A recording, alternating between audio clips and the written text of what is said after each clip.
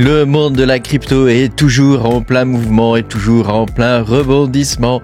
Comme d'habitude, ça ne s'arrête jamais. C'est pour ça qu'il y a les Mining News. C'est parti!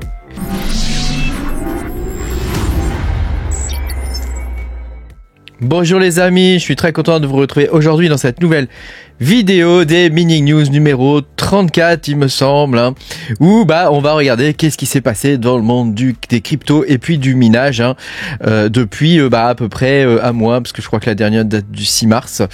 Donc c'est parti, on va regarder tout ça. Pense à mettre un petit pouce bleu et à t'abonner à la chaîne si tu es pas abonné. Je te rappelle que tu peux me soutenir, avoir une grande partie de mes vidéos en avance en allant sur patreon.com/makertronic. Tu pourras avoir toutes mes vidéos, plein de trucs, tout ça, voilà. Blabla. Alors, on va pouvoir commencer. Donc, écoute, il s'est passé encore beaucoup de choses. Donc, je t'ai préparé tout ça. Donc, déjà, on va commencer par l'aspect des indicateurs. Tu sais, je commence toujours par l'aspect macroéconomique, un peu tout ce qui est économique, etc. Et puis après, on affine au fur et à mesure vers la partie de plus en plus technique du minage. Alors là, déjà, on peut regarder que au niveau du SP500, tu vois, on explose les plafonds. On est sur un nouvel ATH. Ça continue. C'est la teuf.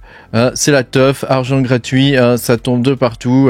Est-ce qu'ils ont recommencé à imprimer de l'argent? Je ne sais pas, mais en tout cas, c'est la teuf. Le dollar index, on peut voir qu'on est toujours dans ce range. Donc là, voilà. Donc là, tu vois, ça c'est un canal haussier. T'as vu, j'ai appris à le dire. Je fais des progrès quand même.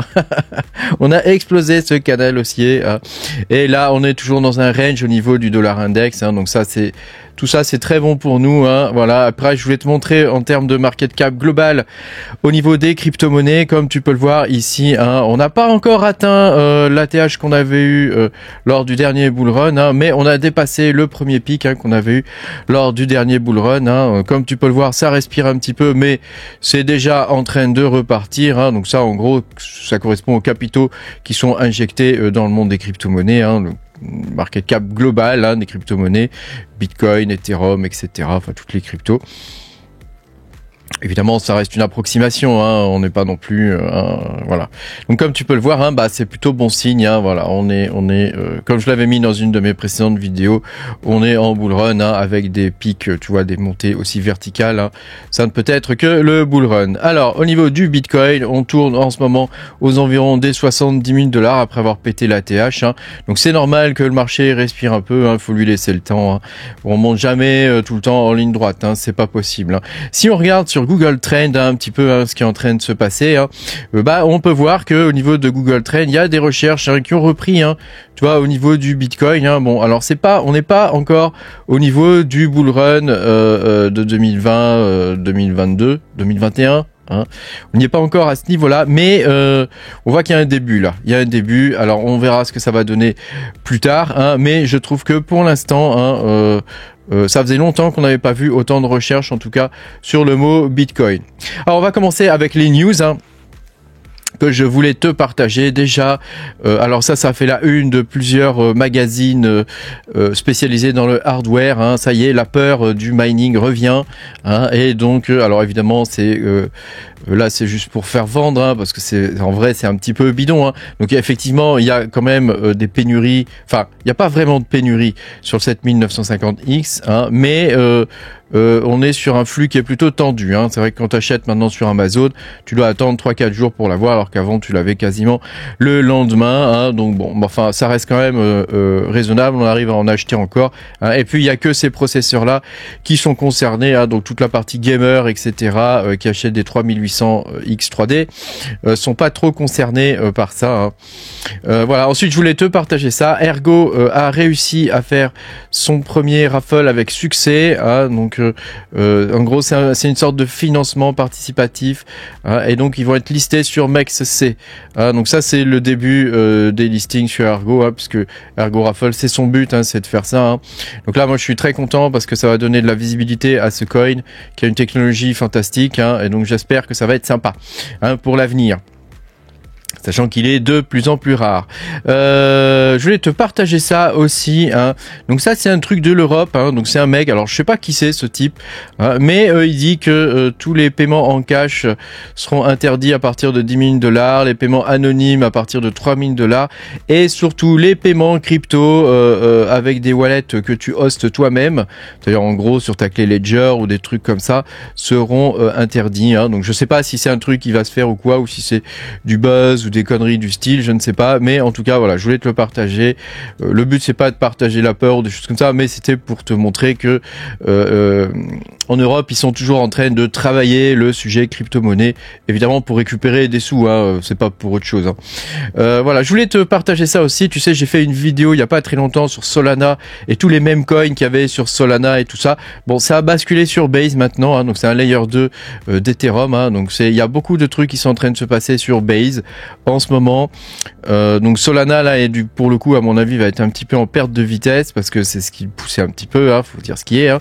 Donc là ça se passe maintenant sur Base, hein, donc voilà, je te le dis, hein, à bon entendeur, hein, pour ceux qui aiment ce genre de sport, hein, vous comprendrez. Au niveau de la rentabilité en ce moment des cartes graphiques, eh ben on est pas mal du tout, hein. Avec le gramme là actuellement on est à 11 balles, 10-11 balles par jour, hein, à peu près, hein, avec 6,30 $ de profit. Donc moi je l'ai calculé pour mes cartes graphiques, hein, mais voilà, on est positif, hein. Ça faisait longtemps que on n'avait pas été positif depuis aussi longtemps, hein, faut quand même dire ce qui est, donc ça c'est vraiment agréable. Voilà, 6 balles par jour de revenus électricité déduite, c'est quand même super cool, hein, faut quand même dire ce qui est, hein. C'est pas fantastique non plus, hein, parce qu'à l'époque d'Ethereum on était aux environs de 20-30 balles, hein, mais voilà, c'est déjà ça, hein, c'est déjà ça. Au niveau des processeurs, hein, bon bah moi je fais pareil, là je suis à 10 balles par jour, hein, avec un profit à 5 balles par jour si tu mines du Zephyr. Évidemment je mine pas de Zephyr, hein, donc il manque beaucoup de choses dans Hashred.no, hein, mais c'est en train de s'étoffer, hein, je te fais voir, hein, puisque quand tu es dans le calculateur il te montre certaines choses, mais en vrai il t'en montre d'autres. Si tu cliques sur la partie CPU, hein, et effectivement, il nous dit que le coin le plus rentable actuellement, c'est le Cubic, hein, donc sans grande surprise évidemment. C'est aussi le coin le plus rentable si tu mines avec des cartes graphiques, hein, clairement, hein. Je pense pas qu'il y ait un truc au-dessus. À part sur les CPU, il y a un coin qui est probablement au-dessus, mais je le suis toujours en phase de test, hein. Donc bon, ça on verra plus tard. Mais j'ai des vidéos qui vont sortir, hein, sur le sujet. Mais comme tu peux le voir, hein, ça reste très intéressant de miner du Cubic, hein. D'ailleurs, moi, je suis actuellement en train d'en miner avec un autre coin, hein. Mais voilà, je mine toujours du Cubic. Alors, Mexc, je voulais te partager ça, c'est le Chia. Regarde le Chia, hein. Le Chia commence à décoller.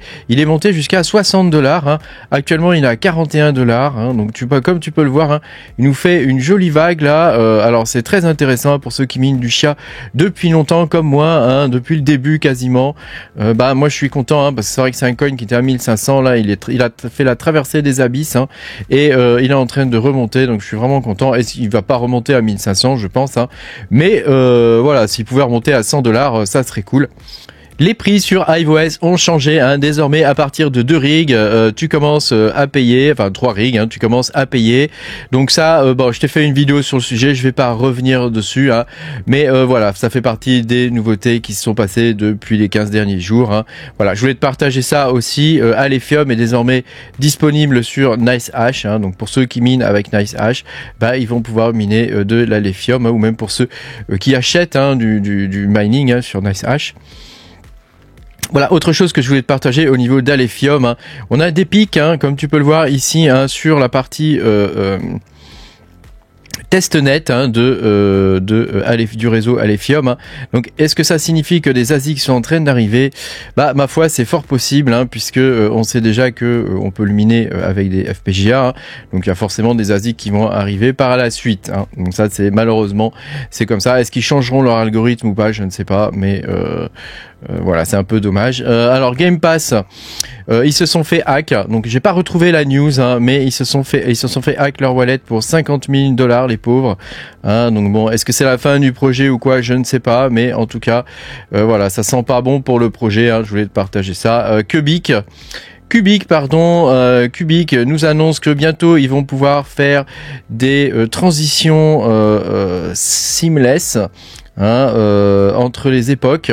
Donc ça signifie grosso modo qu'ils vont pouvoir lister Cubic sur des plus gros exchanges que actuellement TradeDog. Donc ça c'est une super nouvelle. Donc moi je suis très bullish sur le Cubic, même si certains d'entre vous l'ont pris alors qu'il était déjà à 1 milliard de market cap. Nous on l'a pris, il était entre 250 et 300 millions de market cap, ce qui était déjà pas mal. Mais enfin il a fait x3 depuis. Je pense qu'on a encore pas mal de marge sur Cubic, au moins de faire encore à minima un x3.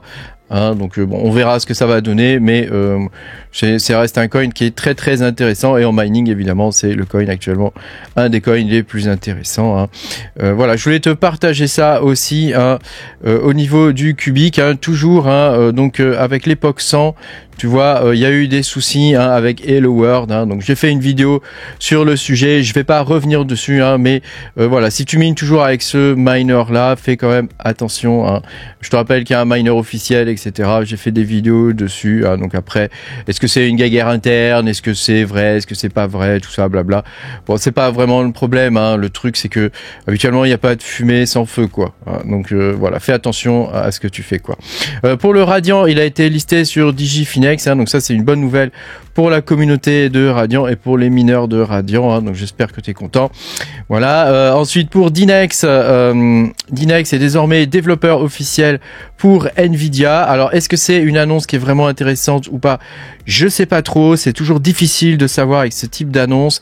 On avait eu des annonces comme ça aussi pour le Flux, comme quoi ils étaient supporters Nvidia, etc.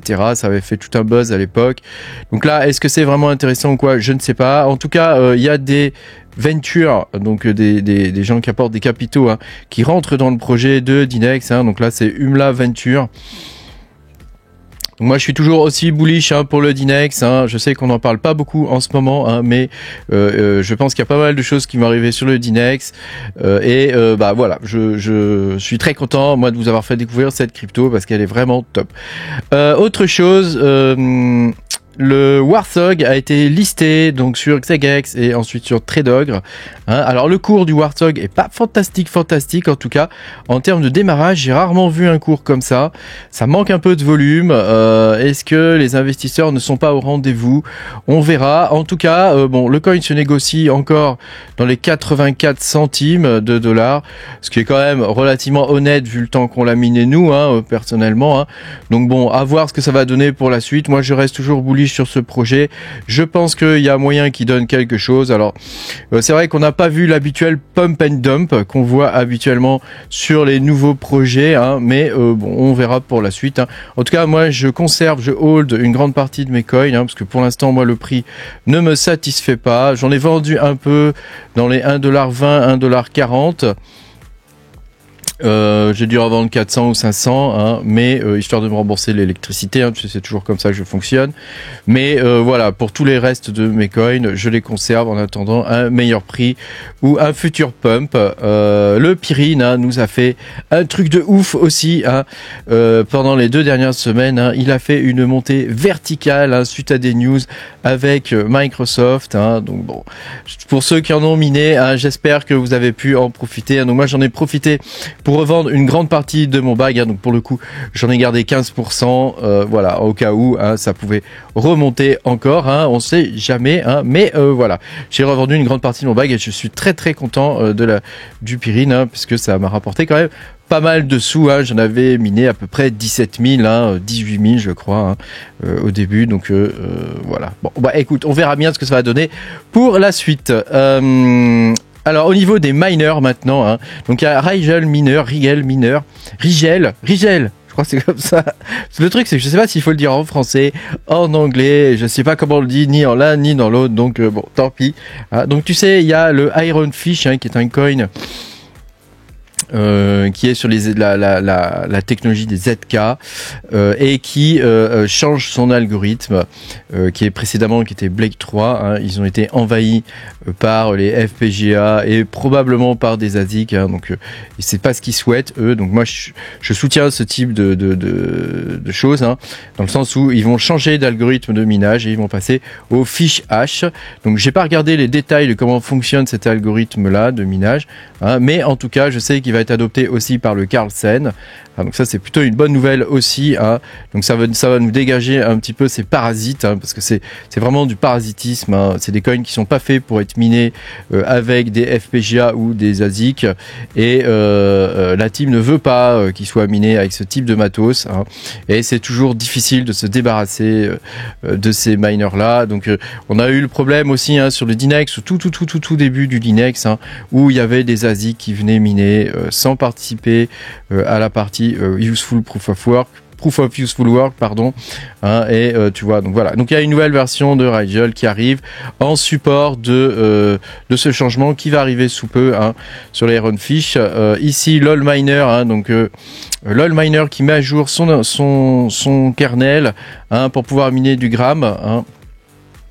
Comme je t'ai montré tout à l'heure, hein, sur les cartes graphiques, c'est actuellement un des coins les plus rentables, hein. Et puis il y a eu des corrections aussi au niveau du Pyrene, hein. Donc ça c'est plutôt cool, voilà. Et puis SRB Miner, hein. Alors il y a eu un changement d'algorithme aussi sur le Meocoin qui a eu lieu le 18, si ma mémoire est bonne, hein, sur le Meocoin. Donc SRB Miner le prend en charge, hein. Donc là il y avait peut-être un coup à faire, hein, au niveau du Meocoin, hein. Tu sais, quand il y a un changement d'algorithme comme ça, bah, tous les anciens mineurs, soit ils sont pas au courant et continuent de miner dans le vide, hein, soit ils sont au courant et ils swappent, soit t'as les nouveaux mineurs comme nous qui peuvent arriver et essayer de profiter d'un petit peu du truc où la difficulté repart à 0 quelque part, hein, et où il y a des fois il y a moyen de moyenner un petit peu de sous-sous, hein. On l'avait fait pour le Decred et ce type de coin, hein. Voilà, ça peut être intéressant de se placer là-dessus. Donc là évidemment maintenant c'est fini, mais voilà, ça aurait pu être intéressant si tu l'avais su au bon moment. Merci beaucoup d'avoir regardé cette vidéo. Pense à mettre un petit pouce bleu et à t'abonner à la chaîne si t'es pas abonné. Et moi je te dis à bientôt pour de nouvelles aventures. Salut, salut!